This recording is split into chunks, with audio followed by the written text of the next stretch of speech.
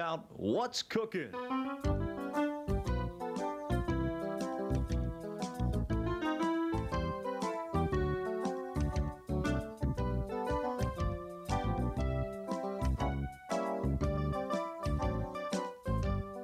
Here now is the head chef of the Pemberton Township Food Service Program and your host, Tim Paroli.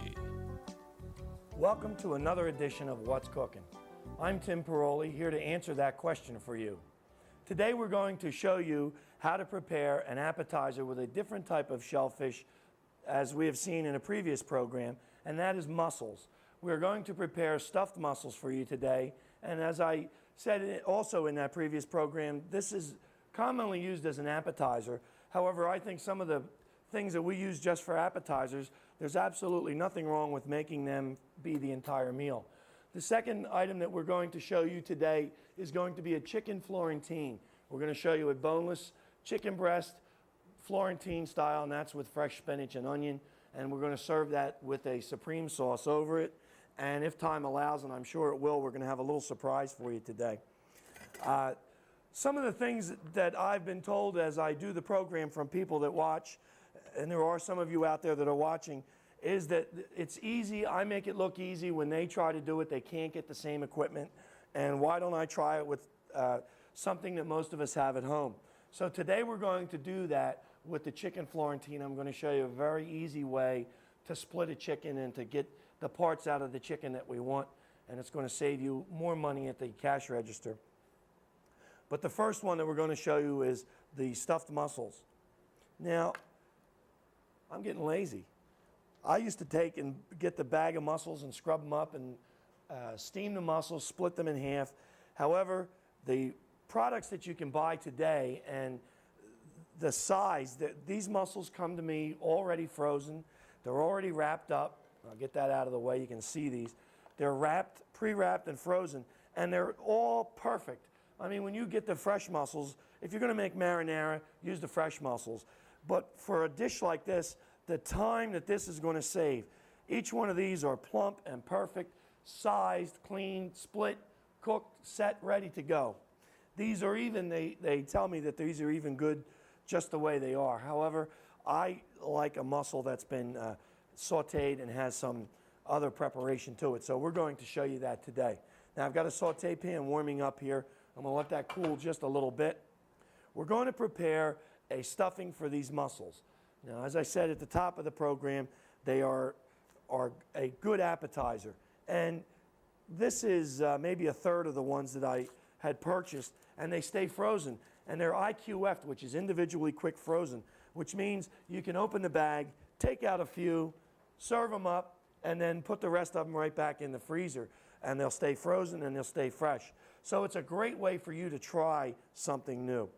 What we're going to begin with is a little bit of cooked onion and some garlic powder. But what I'm going to do with a split onion is just cut it, the lines, you'll see there's lines on this onion. We're just going to cut that way. Somebody also told me, hey, you never use the other half of the onion. Well, we're never going to use the other half of the chicken, but we'll throw the two of them together and that'll make us chicken stock. Maybe you'll see them together on another program. So we've got some onion cut. I'm going to get that out of the way. Now, in a past show, we showed you different colors of peppers and how they can be used. The mussels are run from a pale cream color to a orange color. So I'm going to use this yellow pepper to enhance and bring out that color.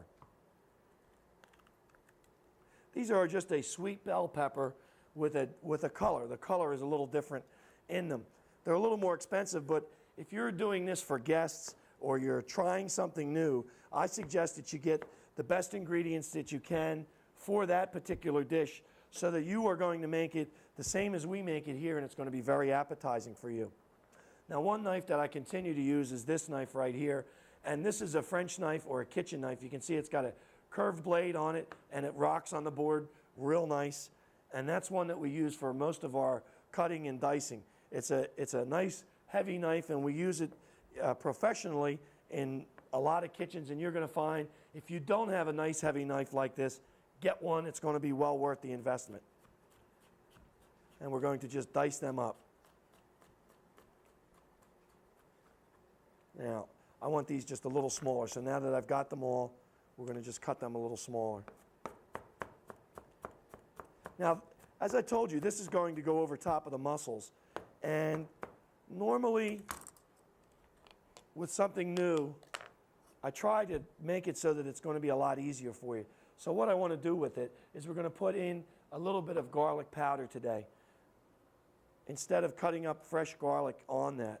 Now, if you like the taste of fresh garlic, go right ahead. I encourage you to use it. But I just want you to know that it's kind of strong, and you would only be putting in maybe a quarter of a clove of garlic. Now, we're going to saute these vegetables just a little bit. So we're rolling around a little bit of oil to distribute the heat evenly in the pan. In goes the vegetables, and we're going to lightly saute them. The reason we're going to do that with these is because the time to cook on the mussel is not very long. That's a little bit of garlic I just put in there. Now I'm putting in some salt, and now I'm putting in some pepper. And you can see that very quickly the onions have already turned so that they're not that solid white anymore. And mussels are very, very light. I keep telling you they're light. They're light in color, they're light in texture. We're going to add a little wine to this, so I'm going to pull it off the stove, moisten that with a little bit of wine. We're going to let that reduce down just a little bit so that the juice is gone, and I'm going to put just a little bit of butter in there. And that's all that you have to top these. And this is a real nice way to try a shellfish, or to get the family to try a shellfish. All right, so now we're going to go back to our shellfish in the pan, all ready to go. And I'm going to shake this all to one side. We're going to spoon that over top of the mussels. And I'm spooning out the juice also because the mussel shell, unlike an oyster shell, is nice and deep, and it really holds the liquor that you want from the mussels themselves and from those vegetables as they cook.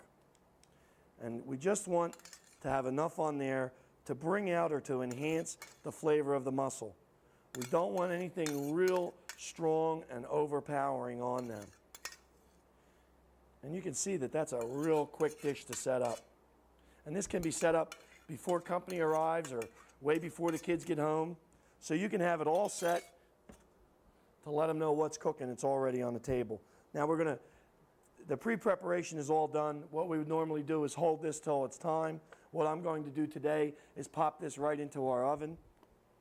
And all I have to do, that's the other nice thing about these, all we have to do is heat that up. I don't have to brown it. It doesn't matter. All that matters is that we get the heat all the way through the shellfish. Once that's completely hot, it's ready to go. So it's really as simple as that. Now we're going to move on to something that you might not think is really simple, but I do. It's how to get boneless chicken breast from a whole chicken. Now, we've discussed this at length on previous programs. However, when it comes to saving money, I think that we can't tell you often enough that the price of cut-up chicken and the price of whole chicken is really worth your investment to watch our program, to learn how to do it, because they get a lot more money just by doing what I'm going to do today. I mean, a butcher is a well-paid trade, and they pay the person very well because they pass the cost of the butcher on to you.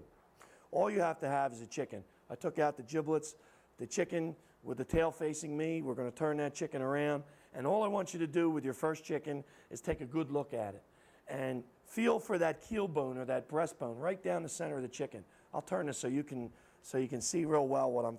Just feel for that center bone. Okay, once you've found that, you're going to go to either one side or the other. And I don't care what side you go to. You're just going to split that a little bit. Now, the bone right now is to the right or to this side. And I'm going to just take that knife and go right down the edge of it. I've been telling you that if you have a dull paring knife, go buy a new one. You can use that dull one for a lot of other things.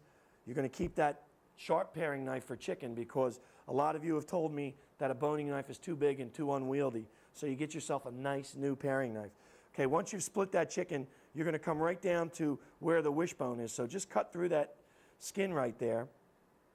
And all we're going to do is split along that wishbone, just like that. And that's all I want to do, is expose some of that so that I can see it. And it just pulls away. There's really almost nothing holding that on there. Then once you have that, I'm going to turn it this way. We're going to split the skin between the chicken breast and the leg and just pull that down. Pull it forward, and you can just cut that right off. And what you're going to have now is a boneless breast of chicken. And that's really all you have to do. It's that simple. To do the other side, you just reverse it. Now you've got a boneless breast of chicken, and inside that breast of chicken is a chicken fillet. You just pull that right off, and that is nice, just plain sautéed. It can be thrown in with the chicken dinner that I'm making today, and you can eat that while you're preparing it for the family. Or they can be saved, thrown in the freezer, cut up, and breaded. A lot of things you can do with that. Now, if you're trying to cut calories, at this point, remove the skin. If you're not too worried about your girth, as I'm not, I'd rather have the taste of the chicken. You see how yellow that is in that pocket of fat on that chicken skin? That's the fat, and that's where most of the flavor for the chicken breast is going to come from. It's going to come from the chicken skin. So we turn it over, put it skin side down, and I take that nice heavy knife, and we just smack that and flatten that. And what that's going to do is make that a little more tender and make that more even. And we're going to make a couple slices in that chicken breast now. I'm not going through to the skin. I'm just making a couple nice slices on that. And now we're going to take one of our little pie pans, and we're going to spray that lightly so that this will not stick to it. And if you're going to make a whole bunch of these, just spray a casserole. And the other thing, a lot of people tell me a lot of work into some of the food that we do. If you set them up in different pans, you can turn them off and on at different times and have them ready for the different times that the family is coming in to eat. So this type of preparation really lends itself well to a family that's in and out of the house and not eating all at the same time. Now I have some cold, fresh water here, and I have some fresh spinach. Since this is Florentine, we're going to put some spinach into the water, and we're going to plunge that around like that and shake that loose. And what we're going to do with this spinach then is grab it by the stems, shake it loose, and pull it out. The amount of water, the more water you have for the amount of spinach, the better off you are. If you just take and try to wash this spinach, what's going to happen is you're only going to wash sand all around. But when you do it this way, the sand will sink to the bottom. Okay, now this goes right over to our cutting board. Get that chicken breast up out of the way. And all we're going to do now is take, not quite the other half of the onion with that, we're going to cut up some of that spinach. And I'm taking off just that heavy stem and just running the knife over these a little bit. Because the big thing today, or the kick today with food, is that we want it to be fresh. And fresh is what we're after. So when you want to make it as healthful as you can with the least amount of preservatives, we want to go with fresh food as much as possible. So we have our chicken boned out. I've shown you how to wash up our spinach. We're going to take a little break here. When we come back, we're going to show you how to put the chicken breast together. I'd like to remind you that if you want to obtain a video copy of today's program, because we go so fast and cover too much, send a check for $19.95 to What's Cooking, and it's going to be show number 92-2. Be sure you put that down. That's today's show, and that will be sent care of Channel 14, Pemberton Township High School, Arnie's Mount Road in Pemberton, New Jersey. Be sure you make your check payable to Pemberton Township High School.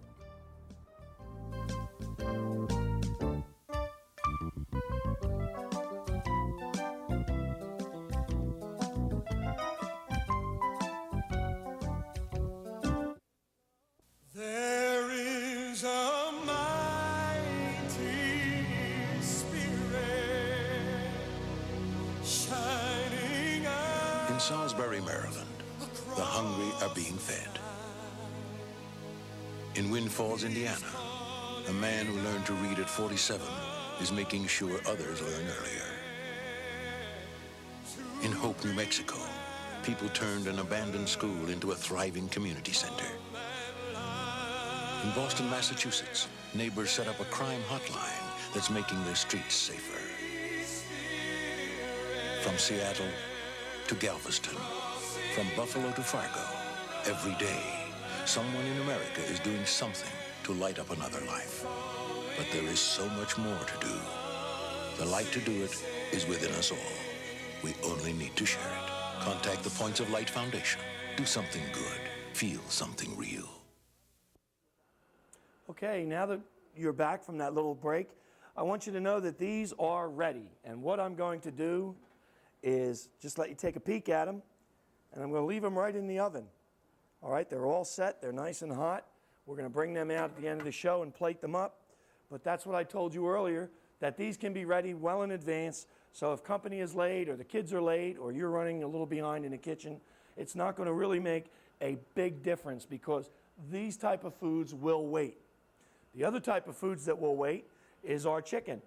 Now, what I did when we left, I have some of the spinach that we chopped up. We took the other breast off, and this is all ready to go. So this is a nice way to have your dinner set up.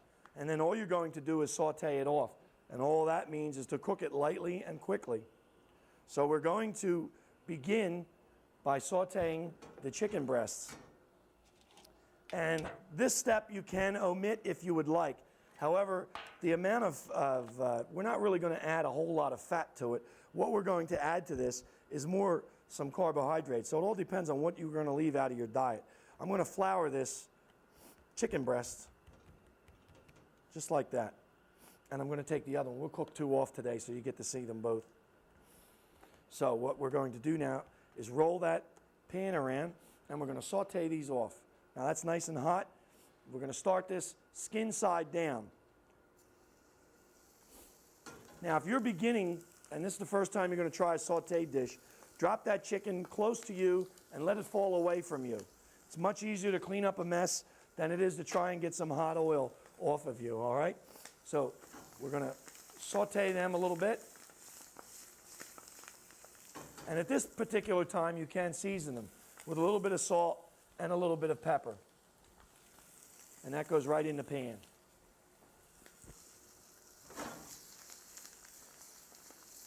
Now, I'm sauteing these to give them a little bit of color.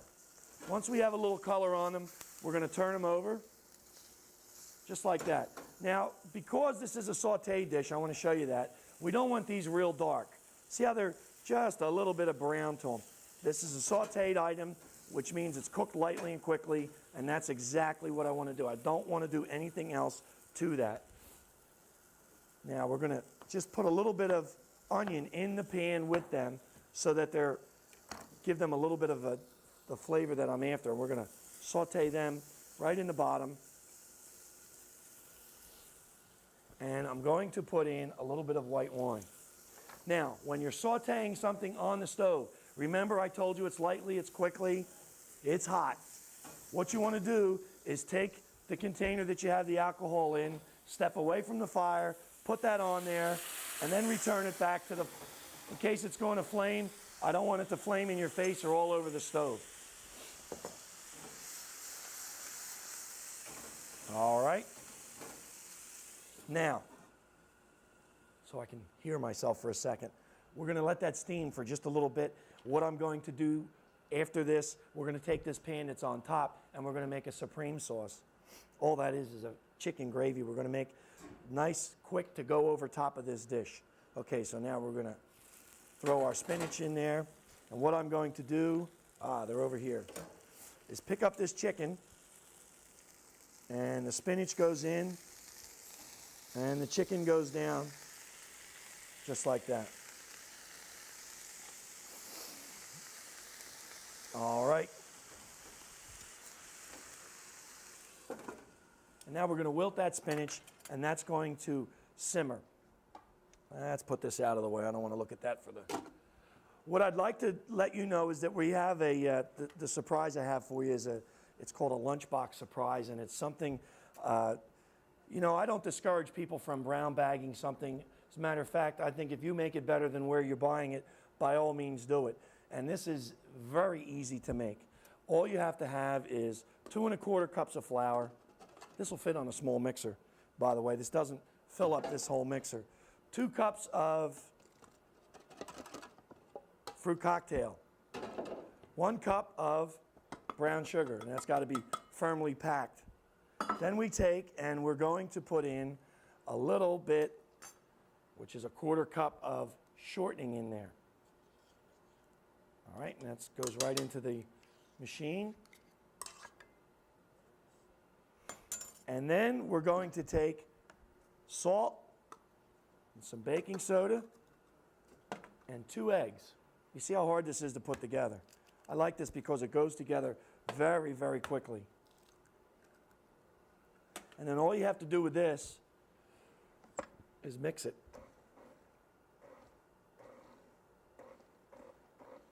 Get that brown sugar broken up. There we go.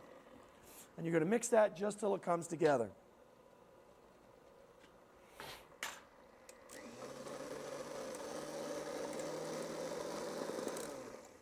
When I first read this recipe, I thought, my goodness, this is crazy. This thing will never work. Now I can't stop eating them. They're delicious. They're very easy to set up. This you can bake in a 9 by 12, but I find cutting this up for really putting it in a lunchbox, you put it in a shallow pan. You can leave one out that will definitely get eaten quickly. Then you can take the other one, and that can be used the next day. And then once you have this all ready, all you have to do with this is put this into the pans and right into our oven.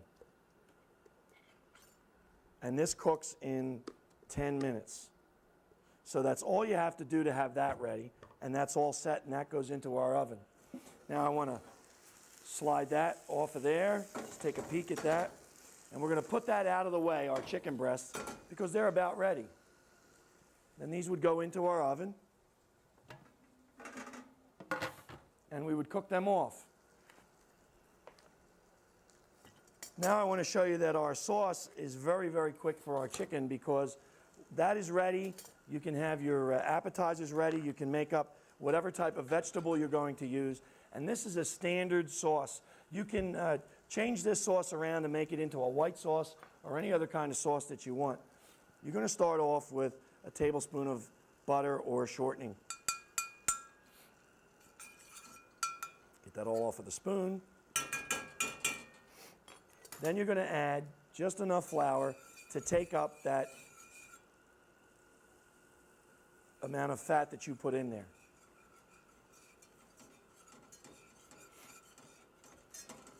Just like that. Now we're going to stir that around. And I want you to take a look at that because this is called a thickener that is known as a roux. And that's what it's got to look like. It should have a kind of like the appearance of wet sand. And we let that cook for just a moment. Now you would add your chicken stock or your milk. You could add either one to this. And we're going to put a little bit of a base, which is like a bouillon cube. We stir that up, and that goes right in there. And then we're going to bring that to a boil. Now you stir that until the entire amount of thickener has been put in. Make sure that it is all dissolved and it goes right in there. Depending upon the thickness that you're after, now you can adjust it once it starts to come up to a boil. Now I concentrate on the consistency now. Get the consistency right where you want it. And then we're going to bring that to a boil. And now we're going to worry about seasoning it. It'll take a little more of our bouillon cubes in there. It's going to take some salt. We're going to put a little white pepper to it. I'm going to hit this with just a little bit of white wine. And this time, we're really going to use a little bit. In a lot of the dishes, especially when they're in that saute pan, I'll tell you we're putting wine in it. It looks like I've lost the lid on it. The reason we do that is because it's going to dissipate. And we want to make sure that we have the flavor in there without, and we got to cook out the alcohol and it's going to simmer. We have to have enough in there so that we get that nice, strong flavor that we're looking for. Now, I said I was after the consistency, and we're going to show you what we're looking for there. And what I'm going to do is just take a spoon, and you just pull that across the back of your spoon, and you see it should have a nice shine, and it should look real good, and that's what we're after, because we need that to cover our chicken. Now, I want to show you how this all looks put together, because if you see, we do this step by step, bit by bit, and it's very, very easy once you learn how to place them up. Then we take, right out of the pan, the spinach, the chicken breast, put a little more under this end here, just like that. There's nothing really difficult to do with that. Now we take a little bit of that sauce,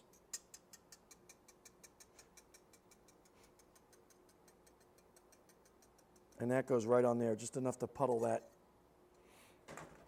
And then I'd like to take and place a mussel or two in there, because remember at the top of the program, I told you that I'm trying to get you to try this. Not to try to lift them without mitts, just to try some of these. So this is a great way to, if you're trying to get people off of all the red meat and you're trying to get people to change their eating habits, which is the only way we can alter your diet, begin with a little bit at a time, just like that. Now you can see that plate. We've got the standard chicken there that you're used to having, and I also have on there something different. Now, just the fact that I put that in front of you at the table, you're going to take a look at that and want to have it, or you're going to nibble at it or try it. At least that's my hope. Now I want to show you, and it's wonderful, because through the magic of television, I have this lunchbox quickie all set, and this is how they come out of the pie pan. And all you do with this, you can top this with nuts, or you can top this one like I did with this with chocolate chips. And this gets your kids or even the adults to try some fruit. So it's a real simple, easy dessert. It's a great dessert that the kids can make for you too.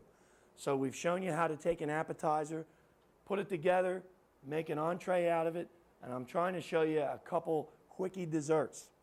So now you know what's cooking, and you also know the steps to make it are very, very easy. Again, if some of the things we've shown you have gone a little too fast, I want to remind you that I'm sure you've got your paper and pencil out by now, that I want to remind you that you can get a video copy of our program today, and I'm sure that you will find it very enjoyable. Thank you again for watching.